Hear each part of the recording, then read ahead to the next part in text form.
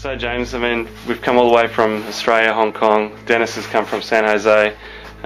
We've got some great footage out here this weekend, more than we ever could have expected to get just in a few days. Do you want to comment on what we've seen and maybe about some of the old pictures and what they are? Basically, it's I think you guys are such a wonderful group, and you have open minds and loving hearts and pure intent, and that's why you drew the experience. You know, the ships definitely did come in and put on quite a show for everybody. Yeah.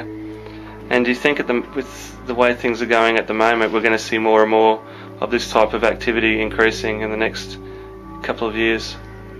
Oh, it's going to be exponential as far as the ships showing themselves. And I always tell people the real disclosure is coming from the skies. It's coming from the ships. And I mean, it's good to do the disclosure projects on the ground, but the bottom line is that they're in control, and they have their timeline and their program, and they're going to implement it, you know, directly according to our consciousness. And the more we rise to the occasion and start putting the energy out that we want to have that experience and to start living in harmony with each other and the planet, the more they're going to show themselves to us.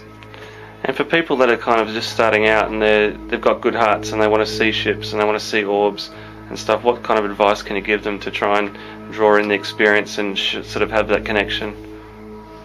I think the best advice is not to take life so seriously, and not to fear it, and also not to worship it either. You know, it's just they want to be treated as equals, and they are our ancestors that are returning, and they're returning in times of great need because the planet's in turmoil right now and the environment's in very bad shape, and so they're here to assist us in our evolutionary process.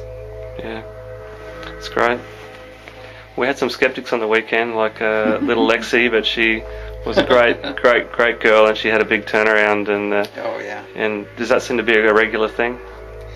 You know, it is. I have a lot of younger folks come out here, and teenagers, and they start off with a little bit of attitude, and when you start, you know, you get them out in the field and you start taking photographs, and the light spheres show up, and then they see them, and they get real excited after that, and they know it's real, and then they start participating with them, and they just open up. It's amazing. They go through a total attitude shift and consciousness shift, and I think that's the problem nowadays, is because there's no one to really challenge these kids growing up, because they know there's much more to the universe than they've been taught, and they don't want to be shoved into these little boxes and become good little consumers, you know, and fit within the confines of social consciousness, because in their souls they're much more expanded beings. And so when they have a chance to really expand and embrace the rest of the universe and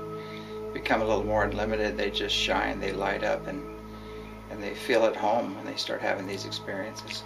Do you think that's maybe why a lot of kids are almost breaking out? They just feel that there's more to life than just the regular, you know, leave school, get a job, and pay taxes? yeah.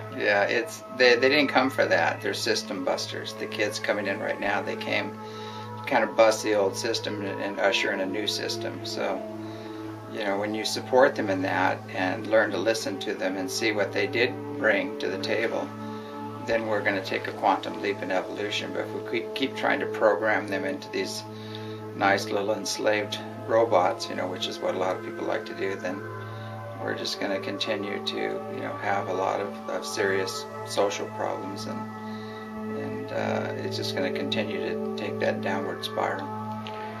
For people that don't know about Trout Lake or Mount Adams, what is it about the energy that sort of makes it all happen here? This particular place was already a vortex. It has a real high energy, and for about 22 years we've been doing intense meditation here, ceremony. We've had Native American elders come here. For quite some time we've really anchored the energy in here and done a lot of process-oriented therapy and healing work. So because we're rising to the occasion and we're working with this higher consciousness and energy, we're attracting beings that are very spiritually and very technologically advanced, that are coming to the ranch and putting in their 2 cents to help us in this process. But it had a long history of UFO activity, but in the past, all the scientists chased them around and tried to get pictures, but we tried a different approach. We invited them to participate, and we did our own work to rise to the occasion by clearing out our own fields of any of the negativity. And what about the Bigfoot mystery? I mean, you shared with us today, you know, it's a really awesome story, and I'm not sure so many people know about Bigfoot, and even in this area. Do you want to share that again, or? Oh, the Bigfoot that are in the area? Yeah. All the locals know about them, and some of them actually feed them. And they've actually passed a law here in the area that if you shoot one, it's basically against the law. It's a criminal offense. Wow. So they're here. They're an extended form of humanity, you might say, and they evolved into nature. Whereas we took more of a technological approach. They stayed and continued to evolve naturally, and they're extremely evolved beings. They just evolved in a different way than we know of.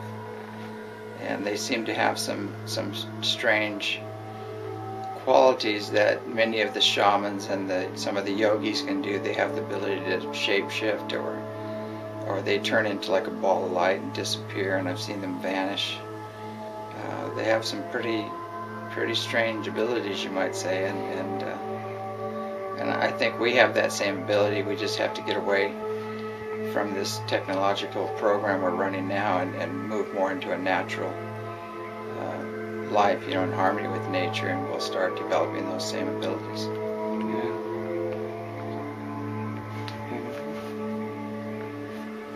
Well, that's awesome, James.